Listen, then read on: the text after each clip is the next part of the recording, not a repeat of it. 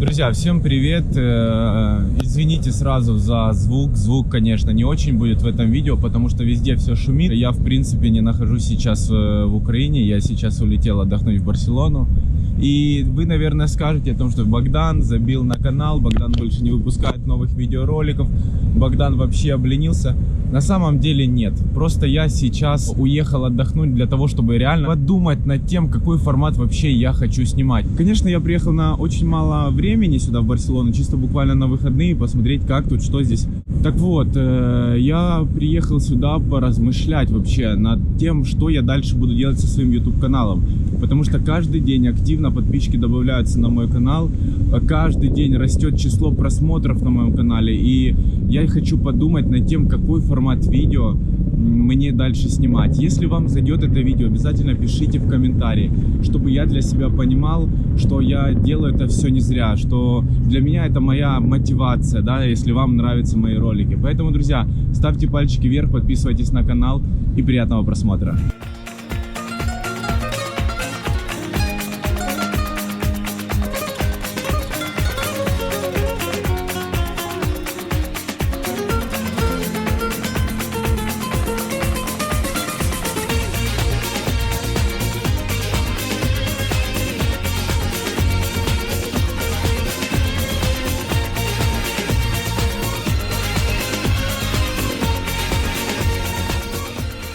Когда у тебя хорошее государство, когда у тебя есть деньги, когда ты не нервничаешь, ты чувствуешь себя спокойно, свободно, конечно, ты будешь тратить время на свои какие-то ресурсные дела. Поход там в тренажерный зал, йога, бегать.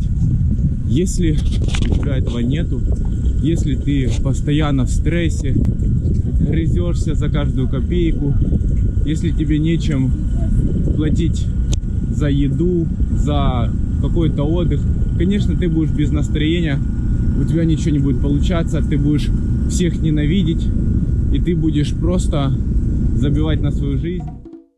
Ребятки, мы вчера вечером гуляли по городу по главной пешеходной улице и наткнулись на очень красивую красную арку. Триумфальная арка в Барселоне – один из самых известных памятников Барселоны. Арк де Триумф в Барселоне была возведена как парадный вход, то есть главные ворота Всемирной выставки 1888 года, проходящей в парке Цитадели. С тех самых пор арка стала прочно связана с архитектурой города и вошла в списки достопримечательностей Барселоны. Арка имеет 30-метровую высоту. Ее архитектурный облик состоит из красной кирпичной кладки с украшениями со всех сторон, каменной резьбой и керамической плиткой. Стиль неомудихар, имеющий происхождение в мавританской архитектуре.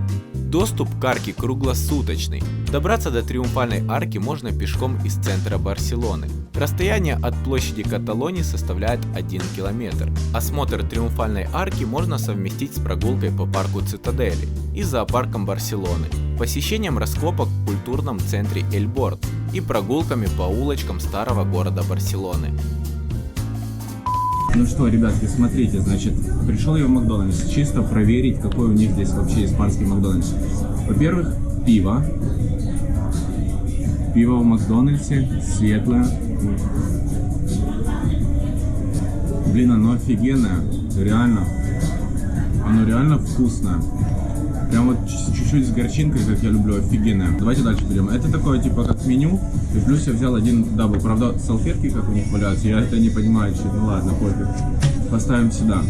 Значит, здесь я взял какой-то их Grand Mac Extreme бургер. Выглядит он так, конечно, не очень как-то аппетитно. Кока-кола. Значит, пиво, этот бургер, картошка. И вот эта вот штучка, это мороженое Орео, получается, со сгущенкой такой.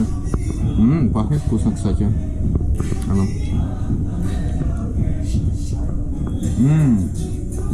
Реально очень вкусно. За это меню, по-моему, 10 евро и 50 центов. Плюс отдельно я взял бургер. И отдельно я взял колу. И это мне вышло еще где-то 3 евро. В сумме я потратил 15 или 16 евро. 15-16 евро, но в принципе это нормально. Для Испании это нормально, это не так уж дорого. Но зачем мы сюда пришли? Мы пришли сюда для того, чтобы зарядить телефон. и делать фотографии. Но пиво реально вкусное.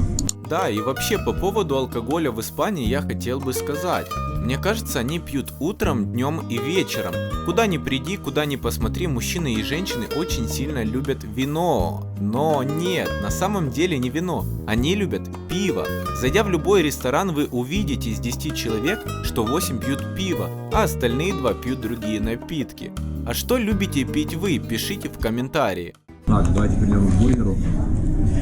Попробуем. Ну я что-то не обратил внимания, что... А, тут бекончик еще есть вот такой. Подвявший, если увидите. Не, ну, в принципе, в Макдональдсе всегда такой бекон подвявший.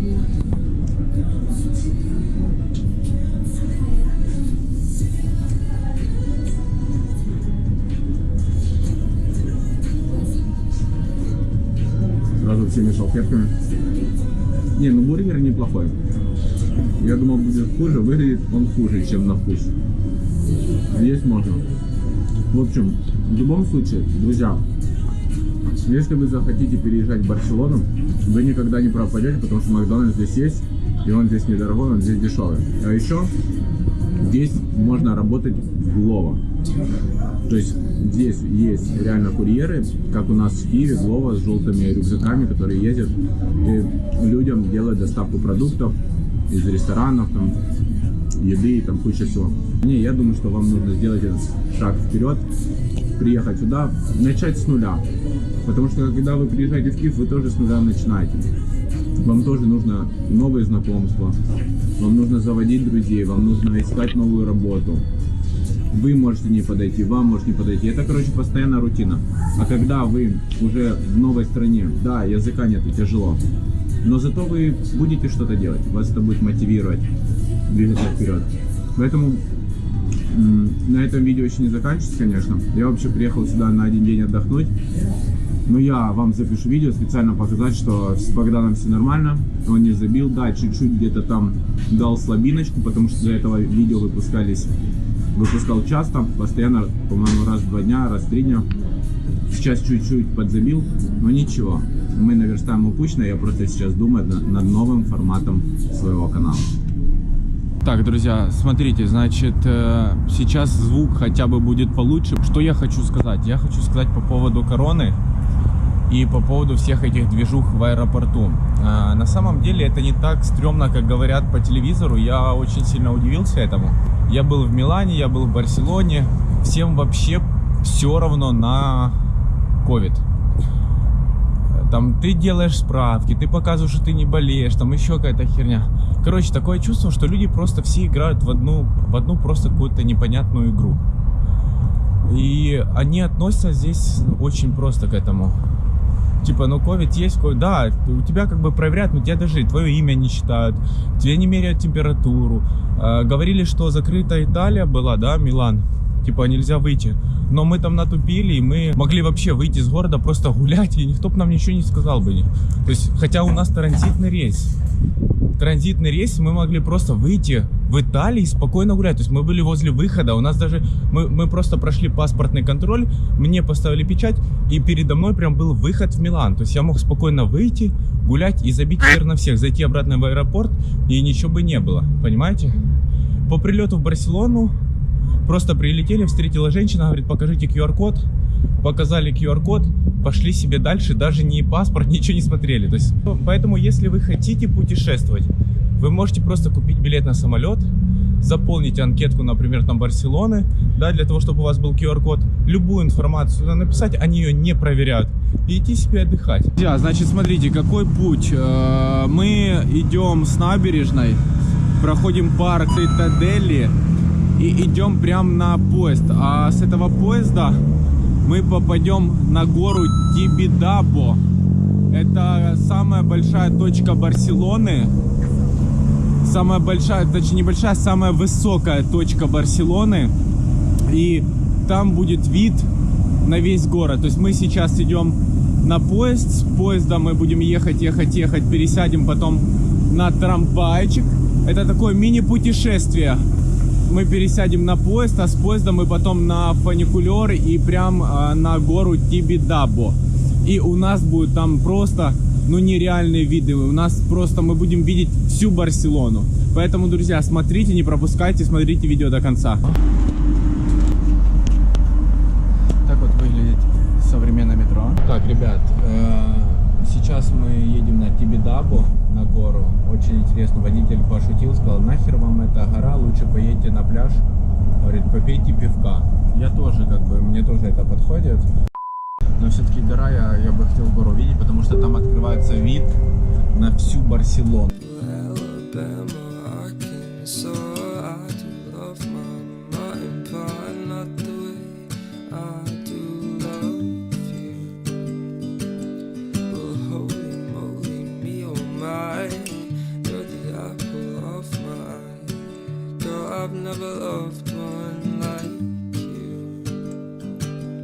Друзья, гора Тибидабо возвышается на более чем 500 метров и является самой высокой точкой Барселоны.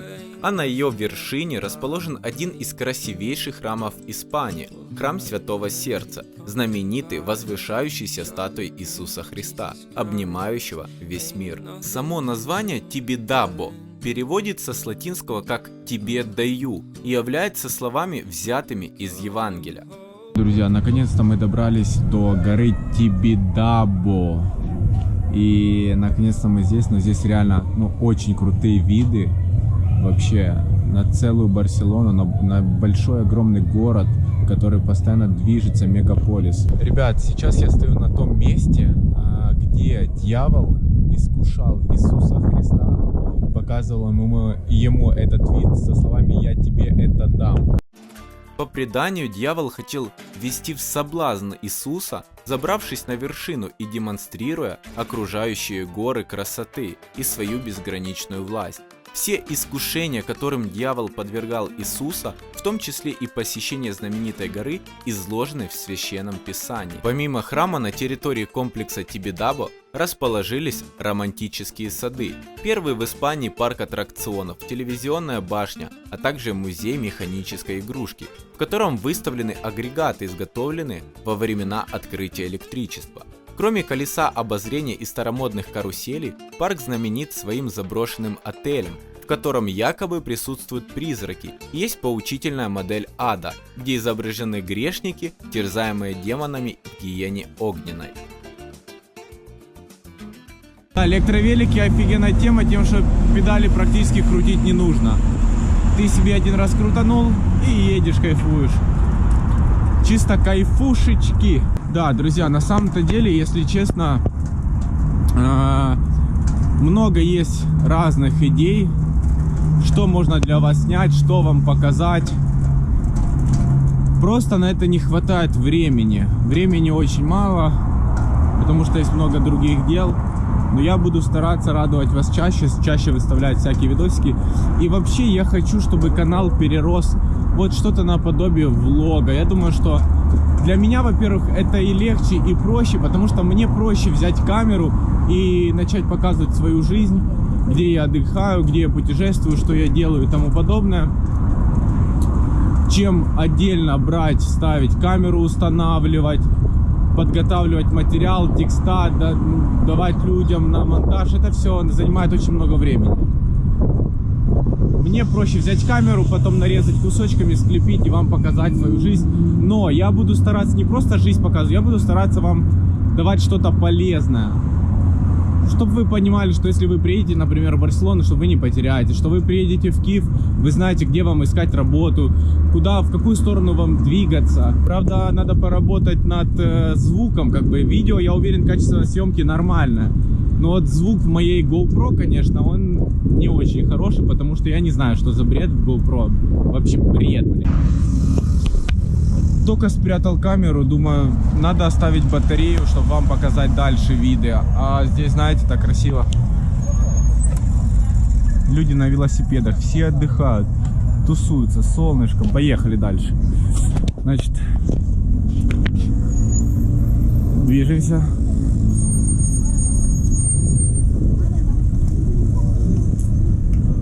Посмотрите, и взрослые, и молодые, молодежь, и, блядь, даже пенсионеры ездят на велосипедах, они просто кайфуют здесь, отдыхают.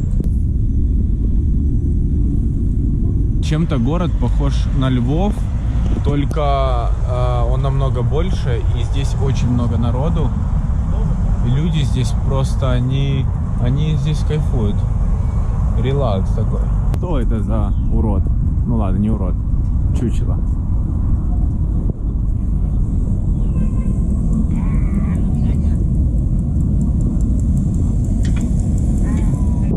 Возможно, сегодня удастся у ребят, с которыми я встречусь, это мои знакомые хорошие, взять какое-то мини-интервью, как они здесь живут, потому что они переехали с Киева в Барселону, они здесь уже года 3, наверное.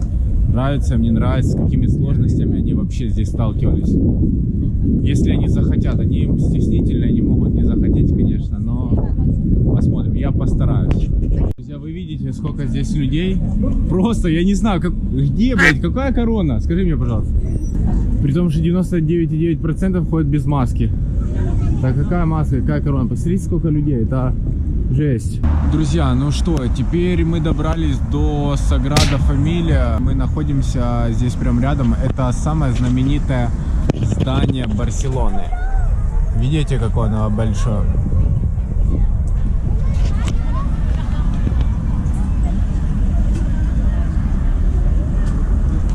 Красивое здание, рядом здесь, конечно, парк есть, много очень людей. А сейчас я хочу с вами поговорить про Саграда Фамилия. Пожалуй, больше ни в одной стране мира нет такой специфической особенности, которая отличает визитку испанского города Барселоны от других всемирно известных сооружений. Речь идет, разумеется, о знаменитом произведении великого архитектора Гауди, о соборе Саграда Фамилия. Собор Святого Семейства – это поистине уникальное архитектурное явление. Это мост, связывавший поколения, эпохи и подаривший исключительную возможность не только прикоснуться к истории, но и приобщиться к ее созданию. На протяжении 1,5 столетий сооружение строится, растет и видоизменяется. Гауди задумывал выполнить 3 фасада – Рождество, Страсти Христовы и Воскресение, каждый из которых должен быть увенчан 4 остроконечными башнями высотой до 112 метров, которые бы складывались в общее число 12, что соответствовало бы 12 апостолам. Храм находится по адресу Маллорка, 401. Добраться до храма можно на метро станции Саграда Фамилия, линия L2, L5, либо на таких вот автобусах. Стоимость входного билета 17-30 евро, с гидом или аудиогидом. Цена зависит от выбранной программы. Ой, ну что, друзья, это был уникальный просто день. Хорошо, когда у тебя есть друзья какие-то, знакомые, которые живут там в другой стране. Ты с ними можешь пообщаться. Они, конечно, молодцы. Я хотел записать с ними интервью, но понял, что до этого не дойдет. В общем, мы сегодня проспали свой самолет. Почему-то я решил, что у нас вылет в 12:55, а у нас вылет был с утра. Это был второй вылет в 12:55. Пришлось покупать новые билеты, и дома уже будем завтра. Как-то так. А пока здесь ходим, гуляем, загораем, смотрим, как люди купаются на серфинге. Да-да, и половина из вас сейчас скажет: Богдан, ну что за ерунда, где остальной контент? На самом деле все очень просто. После того, как мы встретились со своими друзьями, нам просто было не до этого. Мы всю ночь гуляли, пили и веселились. Да так веселились, что прогуляли свой самолет. Поэтому остались еще на денек в Барселоне. Но я понимаю, как многим из вас интересно, как ребята переехали жить в Барселону и с какими трудностями они сталкивались. Поэтому в ближайшее время я запишу с ними небольшое интервью. Поверьте, вам будет очень интересно. А сейчас подписывайтесь на мой канал, ставьте лайки и не пропускайте новые видеоролики. Помните, ведь мне есть что вам рассказать.